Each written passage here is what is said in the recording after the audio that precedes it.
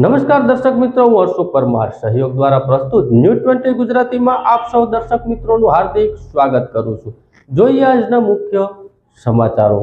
કન્યા કેળવણી મહોત્સવને શાળા પ્રવૃત્તિ અંતર્ગત આંગણવાડી પ્રવૃત્તિ 2025ની જૂનાગઢ જિલ્લામાં ભવ્ય ઉજવણી કરવામાં આવી। ભેસાણ તાલુકાના વિસળ હળમતિયા પાટલા અને પસવાડા ખાતે આંગણવાડી પ્રવૃત્તિ કાર્યક્રમ યોજાયો। જ્ઞાનનો પ્રવેશદ્વાર એટલે શાળા પ્રવેશોત્સવ જે બાળકોના ભવિષ્યને ઉજ્જવળ બનાવવાનો ઉત્સવ છે। આ ઉત્સવ જૂનાગઢ જિલ્લાના ભેસાણ તાલુકાના વિસળ હળમતિયા પાટલા પસવાડા ગામ ખાતે આંગણવાડી પ્રવેશોત્સવનો કાર્યક્રમ યોજાયો હતો, જેમાં જિલ્લા આયોજન અધિકારી, આઈસીડીએસ શાખાના પ્રોગ્રામ ઓફિસર, વિવિધ વિભાગના અધિકારીઓ તેમજ પદાધિકારીઓએ વિશેષ ઉપસ્થિતિમાં આંગણવાડીમાં બાલવાટિકામાં પ્રવેશપાત્ર બાળકોને આંગણવાડીમાં પ્રવેશપાત્ર બાળકોને શૈક્ષણિક સાધનોની કીટ વિતરણ કરી વિદ્યા પ્રવેશ આપવામાં આવ્યો હતો। આ તકે બહોળી સંખ્યામાં ભૂલકાઓ અને વાલીઓ અને ગ્રામજનો હાજર રહ્યા હતા।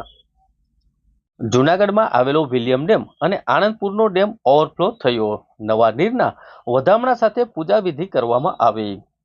જૂનાગઢ શહેરને પીવાના પાણી માટે જીવદયા બનેલા વિલિયમ ડેમ અને આનંદપુર ડેમમાં ગીરના જંગલ વિસ્તારમાં ભારે વરસાદના કારણે નવા નીરની આવક નોંધાઈ છે, જેના પરિણામે બંને જળસ્રોત ઓવરફ્લો થયા છે।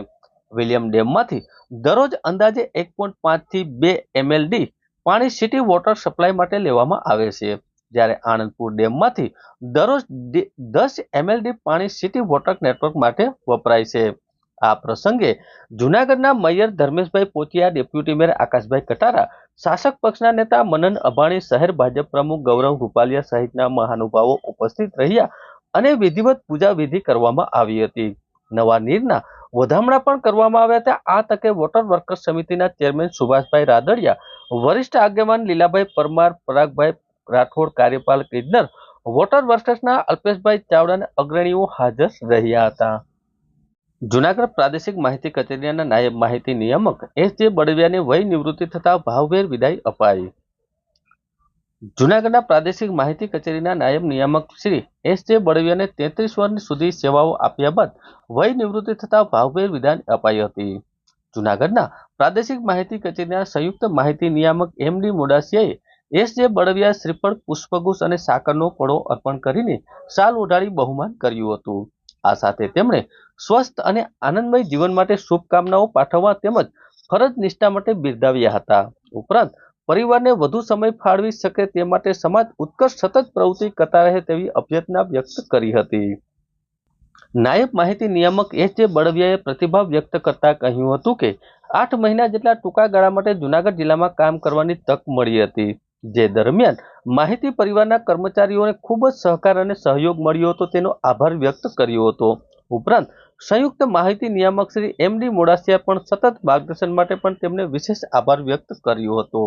ઉલ્લેખનીય છે કે અરવલ્લી જિલ્લાના ભિલોડા તાલુકાના ઝીંઝોડી ગામના વતની શ્રી એસ.જે. બળદિયાએ અરવલ્લી જિલ્લાના મેઘસર પ્રચાર એકમ ખાતેથી માહિતી મદદ તરીકે 1991માં માહિતી ખાતામાં કારકિર્દીની શરૂઆત કરી હતી।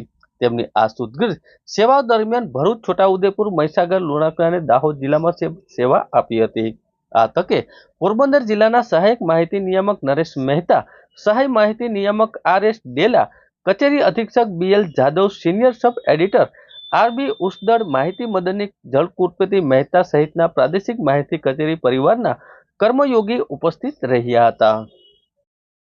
જૂનાગઢ શહેરના 3 પોલીસ સ્ટેશન વિસ્તારમાંથી મોબાઈલ ચોરીના 5 ગુનાઓનો પર્દાફાશ, આરોપી મોબાઈલ સાથે ઝડપી પાડવામાં આવ્યો। જૂનાગઢ શહેરના એ, બી અને સી ડિવિઝન પોલીસ સ્ટેશન વિસ્તારમાં થયેલા મોબાઈલ ચોરીના 5 ગુનાઓને સફળતાપૂર્વક ભંડાફોડ કરવામાં આવ્યો છે અને ક્રાઇમ બ્રાન્ચના સતર્ક પોલીસ સ્ટાફના આરોપી ચોરીના મોબાઈલ સાથે ઝડપી બી ડિવિઝન પોલીસને હવાલે કર્યો હતો। જૂનાગઢ રેન્જના પોલીસ મહાનિરીક્ષક નિલેશ ઝાંઝવાડિયા અને પોલીસ અધિક્ષક સુબોધ વડોદરા સાહેબના માર્ગદર્શન હેઠળ જિલ્લાના અનડિટેક ગુનાઓને ઉકેલવા અને ચોરી જેવી ઘટના રોકવા માટે ખાસ સૂચનાઓ આપવામાં આવી છે। આ સૂચનાઓના અનુસંધાને ક્રાઇમ બ્રાન્ચના પોલીસ ઇન્સ્પેક્ટર જે.જે. પટેલના માર્ગદર્શન હેઠળ પોલીસ કોન્સ્ટેબલ વનરાજસિંહ ચુડાસમા, ઇન્દ્રજીતસિંહ ઝાલા, ચેતનસિંહ સોલંકી સહિતની ટીમે સીસીટીવી ફૂટેજના આધારે તપાસ શરૂ કરી હતી। આ તપાસ દરમિયાન ખાનગી માહિતીના આધારે ચોક્કસ હકીકત મળી કે Junagadh B division police station ખાતે ગુનાના સંડોવાયેલા આરોપીને ગાંધીચોક વિસ્તારમાં હાજર મળી ટીમે તાત્કાલિક કાર્યવાહી કરી ચોરીના મોબાઈલ સાથે આરોપીને ઝડપી લીધો હતો।